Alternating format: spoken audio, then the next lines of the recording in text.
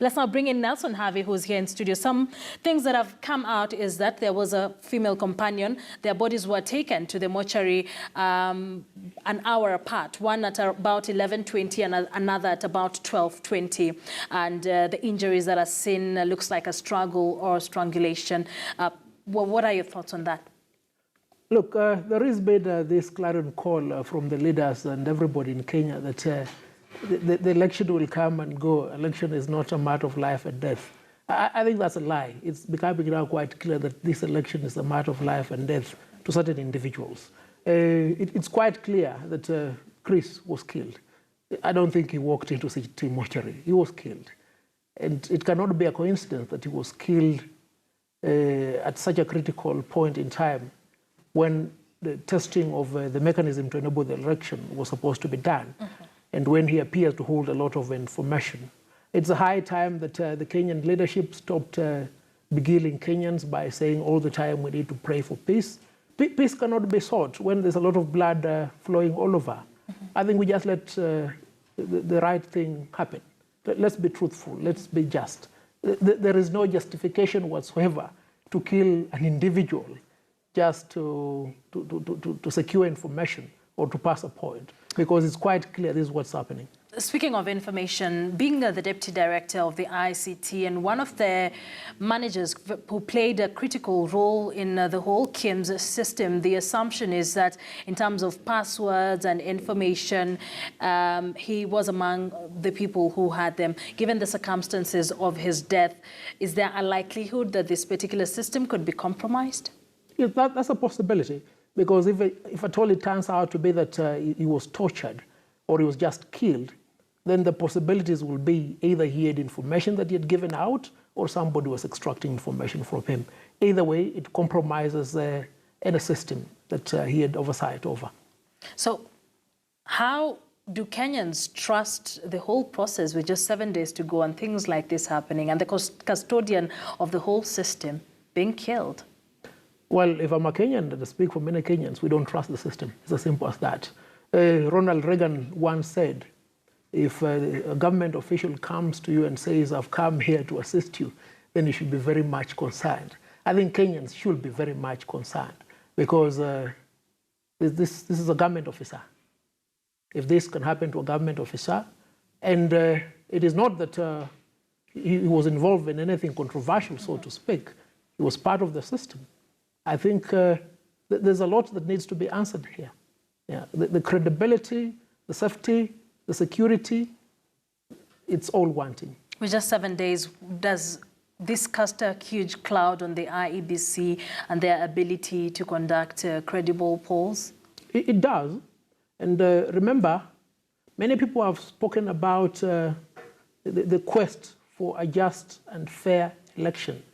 And when questions and evidence is put forth, those in the know-how or with the power and sanction to ensure that systems work flawless always come with a very rude and boisterous rebuttal.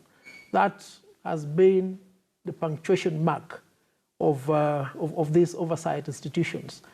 It's high time they sat back and interrogated, could there be credibility in all these claims that are being made against the IEBC, against the individuals, against the security organs? It should be a wake-up call. Mm-hmm.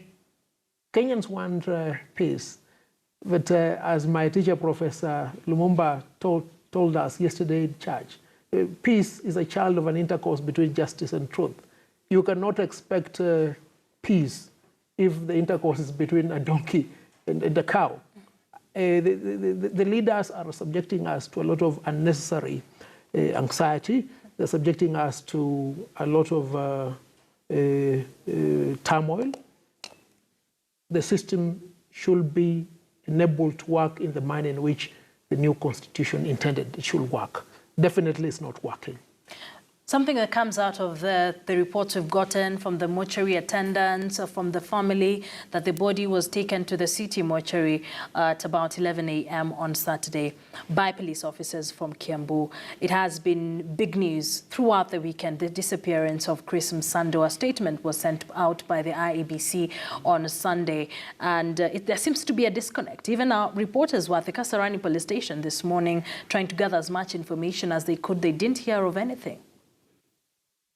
Often when a murder is committed, the culprits will plan in advance how to conceal the murder or how to delay the disclosure of the murder. It's not in the realm of conjecture. It's most likely that's what happened. Yes. So how really would IEBC handle this situation? This is one of the big guys in the ICT department. As a deputy director, the IEBC definitely has a hard task in assuring Kenyans that they're still on the move with these elections. How do they handle this particular situation? As indicated much earlier, IEBC is a big corporation. It's a big loss that the manager has been killed at such a critical point in time.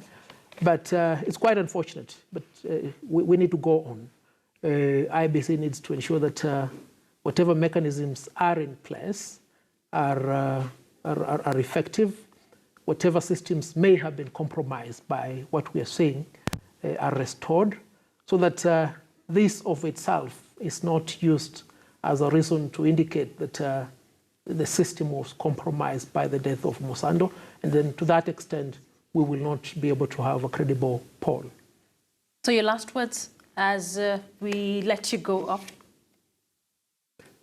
My last word to Kenyans is go and vote. Turn out in big numbers.